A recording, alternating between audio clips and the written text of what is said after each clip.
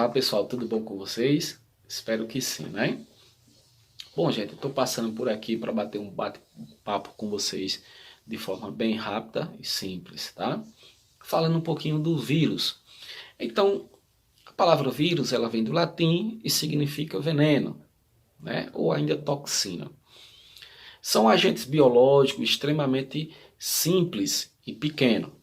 Ele pode variar aí de 1,5 micrômetros até 300 nanômetros. Impossível ver a olho nu. Fora da célula, o vírus ele recebe o nome de vírion. Né? Vírion é uma partícula viral que fica aí dispersa no ambiente de forma inativa, né?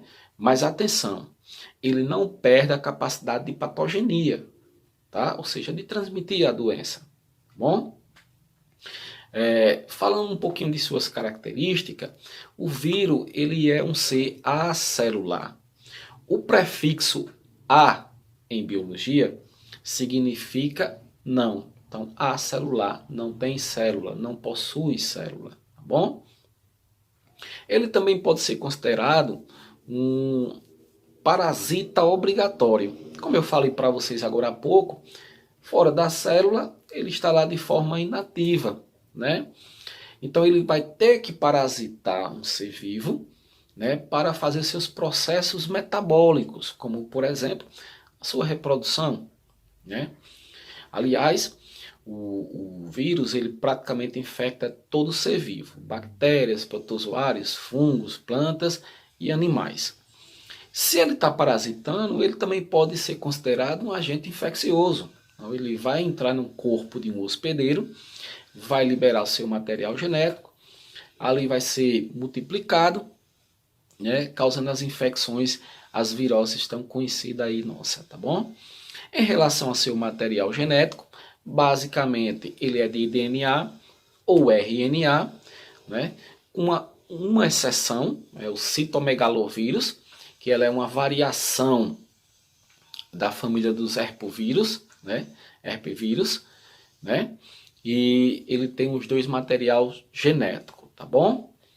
Bom, basicamente o vírus ele é apenas uma cápsula, nós chamamos de capsídeo, e o seu material genético, tá certo? Existem também alguns vírus que ele tem uma membrana lipoproteica, né? Lipídios e proteínas, tá bom? Nós sabemos que lipídios nada mais é do que gordura, certo? E daí vem a recomendação da OMS, Organização Mundial da Saúde, seguida aqui também no nosso Ministério da Saúde.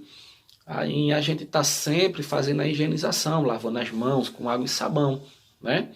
Então o sabão aí vai romper essa camada, essa membrana lipídica, destruindo tanto ela como o capsídeo e bem como o seu material genético, tá bom? Existe uma discussão muito grande na comunidade científica em relação a esses seres, né? Se ele é ou não é um ser vivo.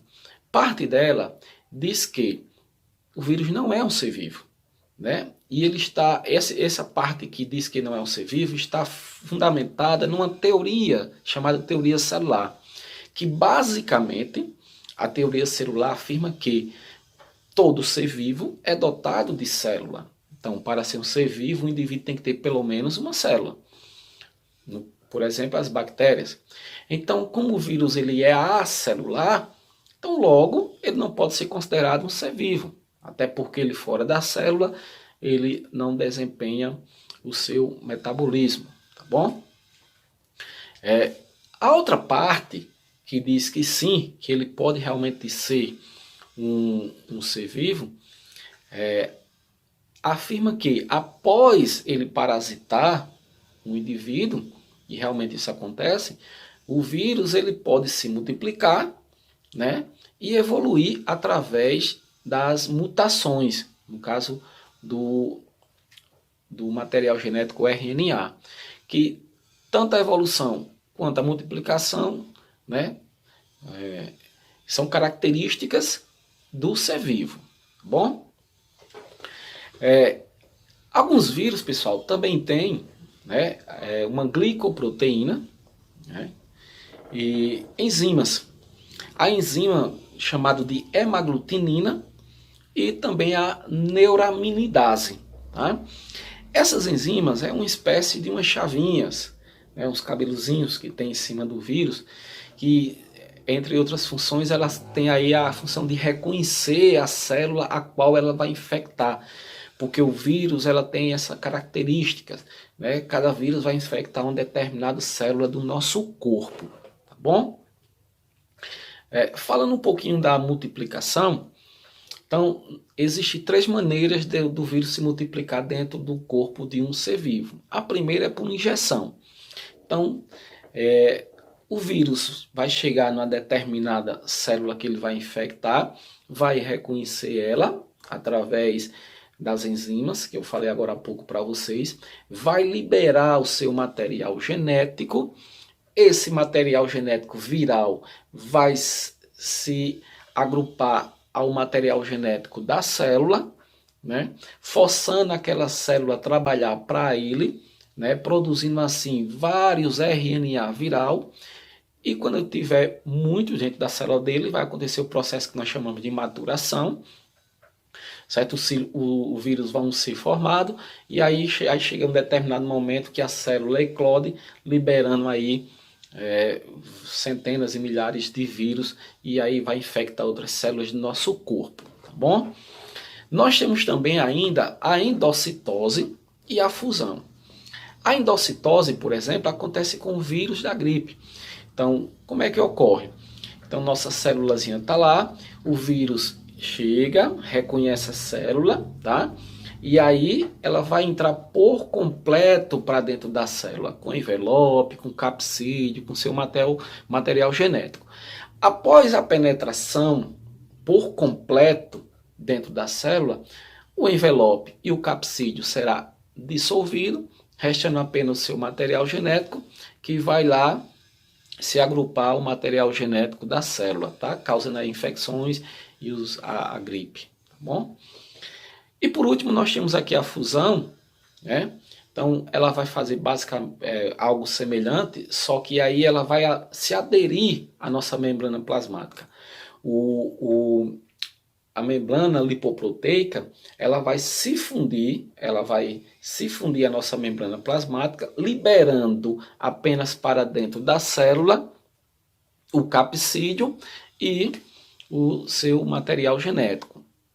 Já dentro da célula, o capsídeo se dissolve, restando apenas o RNA viral, que vai lá se grudar, se conectar com com o material genético da célula, tá bom? E assim se replicando. E em relação à carga viral, né? Ela é feita através de um exame que conta a quantidade presente de vírus em uma certa quantidade de sangue de um determinado indivíduo. Por exemplo, uma pessoa que tem aí o HIV, né? Então ele vai lá e faz esse exame. Então ele vai saber se a carga viral dele está alta ou se está baixa. Então, quanto maior a carga viral, maior a probabilidade desse indivíduo infectar o seu parceiro ou sua parceira, né? Existe também uma coisinha chamada carga viral indetectável. O que é isso?